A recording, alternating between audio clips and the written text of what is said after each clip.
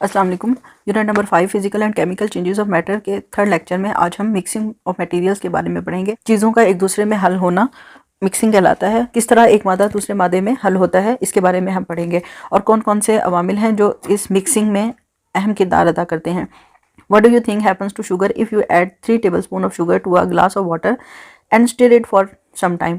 आपको क्या लगता है कि जब आप एक गिलास पानी में 3 चम्मच चीनी डालते हैं और इसको हिलाते रहते हैं तो क्या होता है? Would you be able to see the sugar in the glass? क्या आप अब जब चम्मच हिलाने के बाद आपको गिलास में चीनी नज़र आ रही है?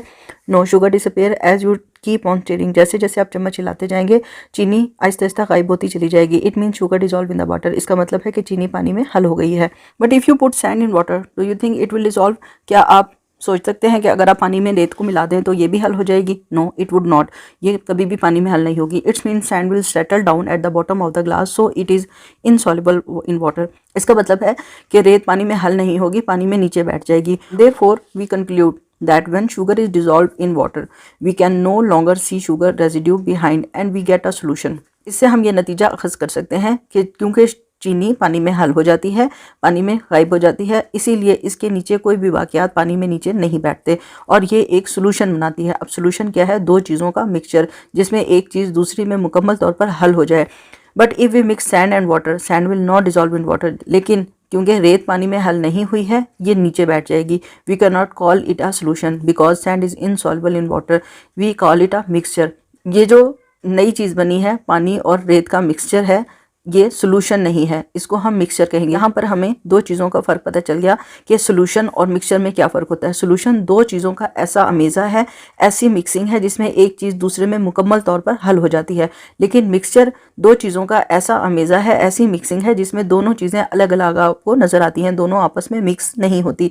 इकट्ठी तो होती हैं लेकिन मिक्स नहीं होती, दोनों की अलग अलग पहचान आपको नज़र आ रही होती है। Let's find out more about a mixture and a solution. आइए मिक्सचर और सोल्यूशन के बारे में कुछ मज़ीद पढ़ते हैं। A mixture is made up of two or more substances that are mixed together but not combined together chemically। Mixture एक ऐसा अमेज़ा है, एक ऐसी चीज़ है जिसमें दो या दो से ज़्यादा चीज़ें आपस में मिली हुई होती हैं, लेकिन ये इनके अंदर इन चीज़ों के दरमियान कोई भी केमिकल रिएक्शन नहीं होता, यानी कोई कीमियाई तामुल नहीं होता।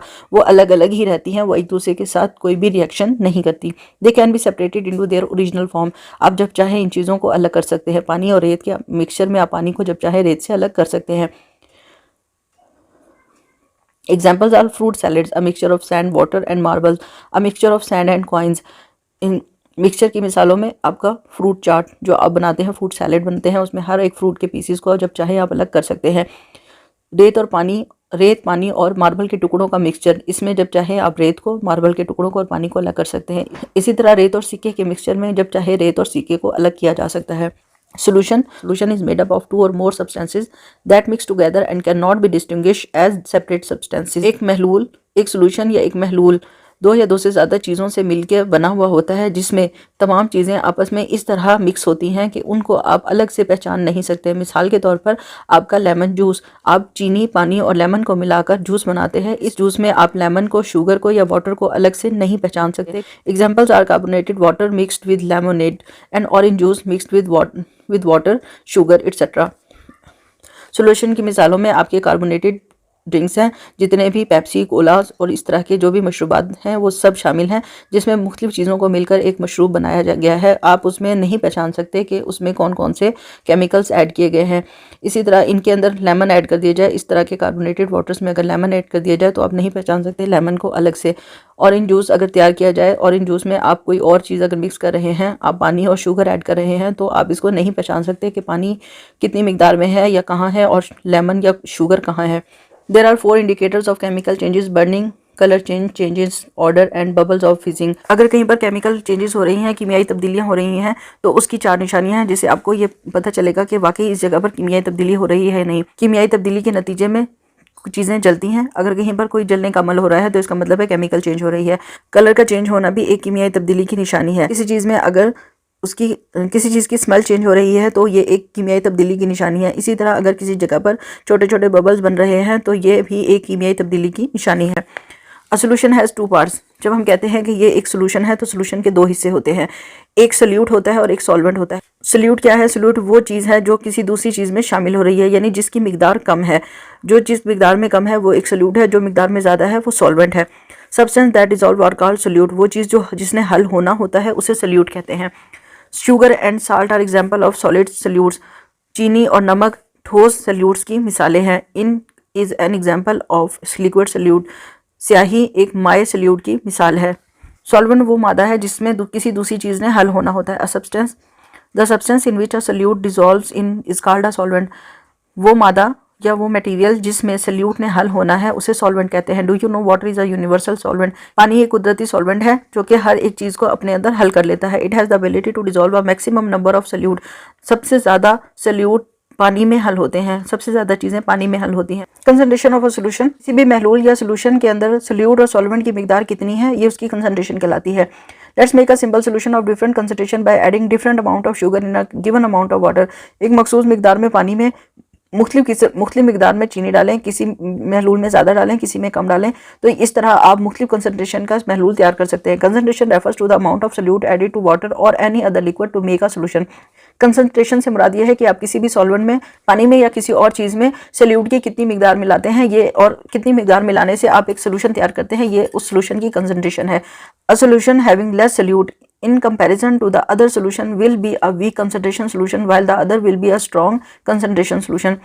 वो सोल्यूशन जिसमें सोल्यूट की मिकदार कम हो वो एक वीक कंसंट्रेशन का सोल्यूशन कहलाता है, जबकि वो सोल्यूशन जिसमें सोल्यूट की मिकदार ज़्यादा हो वो स्ट्रॉन्ग कंसंट्रेशन का सोल्यूशन कहलाता है। अगर सोल्यूट की मिकदार कम है तो वीक कंसंट्रेशन का सोल्यूशन है, अगर सोल्यूट की मिकदार ज़्यादा है तो स्ट्रॉन्ग कंसंट्रेशन का सोल्यूशन है। यूनिवर्सल सॉल्वेंट एक ऐसा सॉल्वेंट है जिसमें तकरीबन हर एक चीज़ मिक्स हो सके या वो अपने अंदर हर एक चीज़ का महलूल तैयार कर सके। The solvent that has the ability to dissolve a maximum number of solute is called a universal solvent, एक ऐसा सॉल्वेंट जो ज़्यादा से ज़्यादा चीज़ों को अपने अंदर हल कर सके यूनिवर्सल सॉल्वेंट कहलाता है। Water is a universal solvent, पानी एक यूनिवर्सल सॉल्वेंट है। It can dissolve a large number of solute in it, इसके अंदर सबसे ज़्यादा मिकदार में सोल्यूट हल हो सकते हैं। The process of dissolution is affected by various factors such as temperature, stirring and size of solute and the size of solid objects. दर्जा हरारत, मुसलसल हिलाना, सोल्यूट या ठोस के अज्जा का साइज महलूल की तैयारी के अमल पर असरअंदाज होते हैं। दर्जा हरारत किस तरह असर करता है? If we add a spoonful of sugar to a cold and hot water, the sugar will dissolve quickly in hot water than in cold water.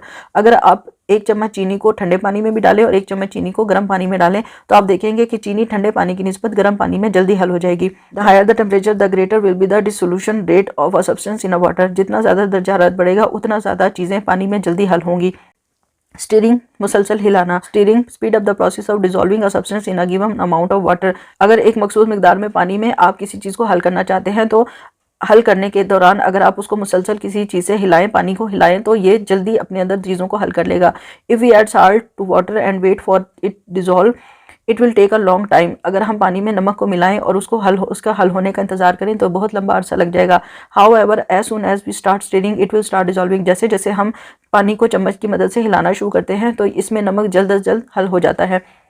Size, a large piece of solid substance will take more time to dissolve in water than small pieces of same solid substances. अगर कोई ठोस चीज़ है, ठोस मादा है, उसको और उसका साइज बहुत बड़ा है तो वो पानी में बहुत देर से हल होगी, जबकि अगर वही मादा उसके टुकड़े छोटे हैं तो वो पानी में जल्दी हल हो जाएंगे। तमाम चैप्टर्स की कंप्लीट सॉल्व एक्टिविटीज़ और एक्सरसाइजेस के लिए वेबसाइट www.abdirinfo.com पर विज़िट करें।